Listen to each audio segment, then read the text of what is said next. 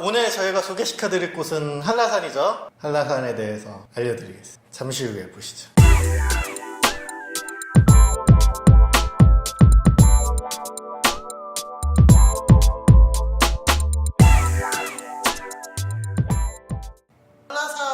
오늘 저희가 소개시켜드릴 건데 그 전부를 다 말씀드리기에는 조금 무리가 있고요. 겨울 추천이기 때문에 한라산에 있는 여러 가지 코스 중에 그 중에 하나를 설명을 해드릴 겁니다. 네, 그렇습니다. 사실 뭐 눈꽃 산에 가면은 뭐 덕유산, 향적봉이나 뭐 태백산도 있고 그렇죠. 너무 많은데 사실 한라산이 또 가장 인기가 많고 걷기도 좀 나쁘지 않고 네. 하지만 또 이제 저희가 소개시켜드릴 영실 코스는 그 백록담으로 가는 성판화 코스랑은 좀 달라요. 저는 영실은 못 가봤고 성판화 코스로 해서 사라우르까지 올라간 게 네. 전부거든요. 겨울에는 백록담을 보지 못했어요.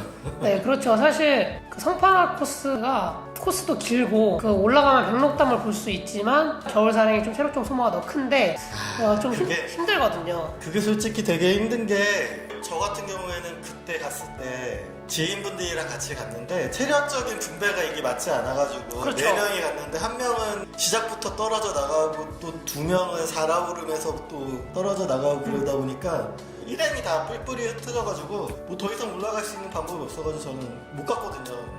그때 차라리 영실을 갔었어야 됐어요. 네, 그렇죠. 사실 영실이 코스도 짧고 보이는 풍경도 굉장히 아름답거든요. 네. 왜냐하면 그날 제가 그 한라산 올랐을 때 진우석 작가님이 영실을 갔거든요. 네. 근데 거기 사진을 보니까 영실을 갈 거. 지우석 작가님은 트레킹 전문 여행 작가이십니다. 네. 그래서 영실 코스가 어떤 면이 좋은 거죠? 일단 영실 코스가 사계절 다 인기가 많아요. 봄에는 거기 윗세오름에 철쭉이 핍니다. 근데 이제 산 정상이기 때문에 날씨가 좀 춥다 보니까 철쭉이 5월 초중순에 피고요. 여름에는 그 푸르름, 그리고 가을에도 가을만의 단풍이 약간 좀 있고요. 그리고 겨울에는 눈 쌓인 모습. 영실 코스를 추천하는 가장 큰 이유는 방금 말씀드린 그 윗세오름이에요. 그 윗세오름이 이제 한라산 정상 부근, 그러니까 백록담 밑에 쪽에 넓게 펴진 표야거든요. 화산활동에 의해서 오름이 되게 많잖아요. 그쵸, 셀 수 없죠. 네, 그래서 윗세오름도 오름인데 그 한라산에 딸려있는 오름이거든요. 근데 거기가 완전 평야처럼 펼쳐져 있어요. 그래서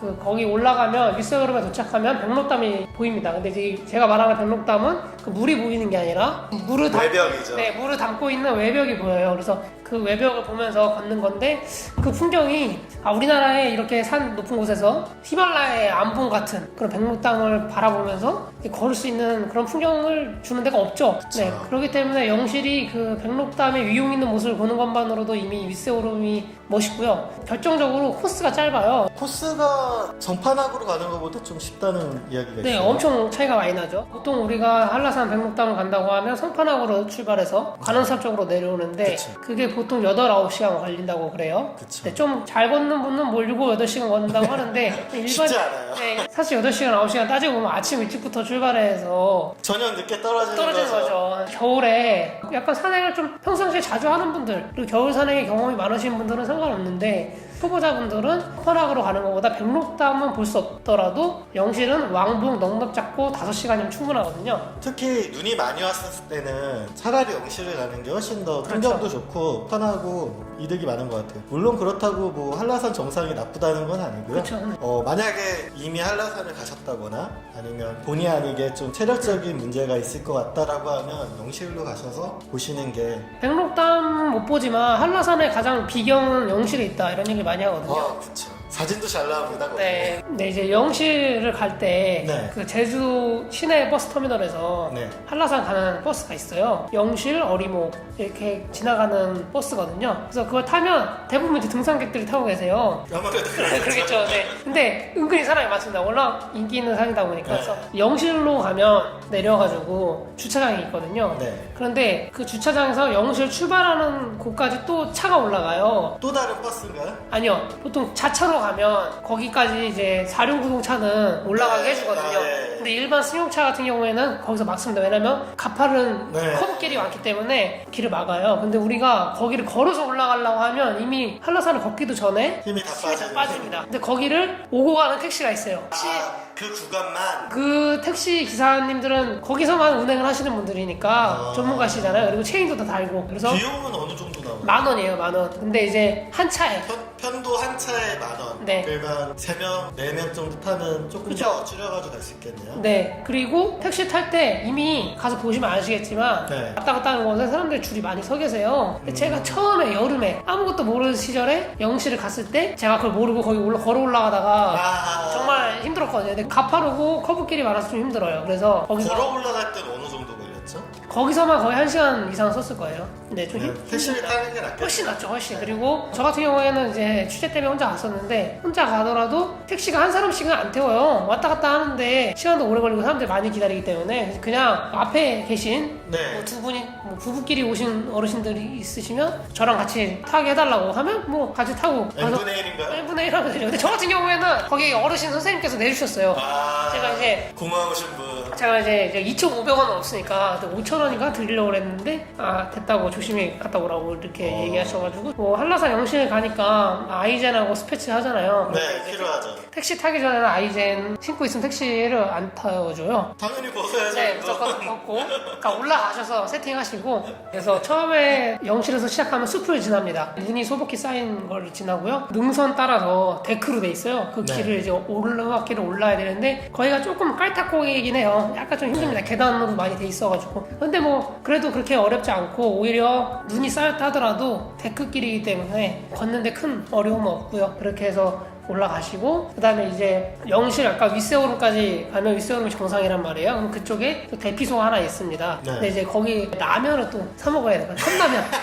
근데 이게 그 추운 겨울날 그 추운 겨울날 라면은 좀 땡기긴 하네요. 등산을 하고 나서 그 라면 먹는 게 정말 맛있어요. 근데 그게 저만 그런 게 아니라 자리가 없어요. 여기 다들 그 라면 먹느라고. 아. 네. 그래서 저는 이제 라면 사가지고 이제 눈밭에다가 컵라면 올려놓고 또 거기서 이제 다 라면도 좋죠. 먹고. 네, 거기서 그 대신 쓰레기는 언제나 지정된 곳에 그렇죠. 버리는. 네, 쓰레기는 무조건 지정된 곳에 버리셔야죠. 네. 거기 올라가면 이제 영실 기암이라고 해서 네. 화산활동에서 생긴 거기도 약간 주상절리 느낌의 그런 기암 절벽이 늘어서 있고 거기 또 지나면 구상나무 숲이 또 펼쳐져요. 그래서 제주 하면 또 구상나무가 그렇죠. 네, 그래서 그 구상나무에 눈 쌓인 모습 보면은 정말 아 여기가 그렇죠. 겨울왕국에 나오는 엘사가 손짓 한번 하면 착 멀잖아요. 그런 것처럼 구상나무에 눈이 이렇게 탁탁탁 붙어 있는 모습이 약간 겨울왕국에 나오는 동화 속 같은 풍경이긴 하죠. 저는 차라리 그러면 사라오름도 나쁘지 않을 것 같아요. 아 그렇죠. 손가락 가시는 사라오름도 뭐 정상까지 올라갈 생각을 안 하고 그냥 사라오름까지만 한다고 하면 어린 아이들도 충분히 올라갈 그렇죠. 수 있을 만한 거리거든요. 근데 또 사라오름이 여름에 가는 것보다 겨울 풍경이 너무 좋아요. 네. 거의 무슨 스케이트장을 야외에 만들어 네, 놓은 네, 것처럼 네. 햇살 비치는 날은 되게 반짝반짝하거든요. 그래가지고 저는 사라오름도 되게 좋았던 것 같기는 해요. 한라산 하면 이제 그쪽도 있지만 이제 영실로 가면 또 어리목으로 내려올 수가 있어요. 그쵸. 다른 또 네, 방법들을 그래서 이제 어리목 코스로 내려오면 또 내려오는 길에도 그 백록담 암벽이 계속 보이거든요. 그래서 그 풍경도 굉장히 멋있고 한라산, 뭐 성판악도 좋고 영시도 좋고 다 좋습니다. 그리고 또 이왕 한라산 가면 제주도로 가는 거잖아요. 근데 이제 제주도가 1월부터 동백꽃이 막 피어요. 12월에도 그렇죠.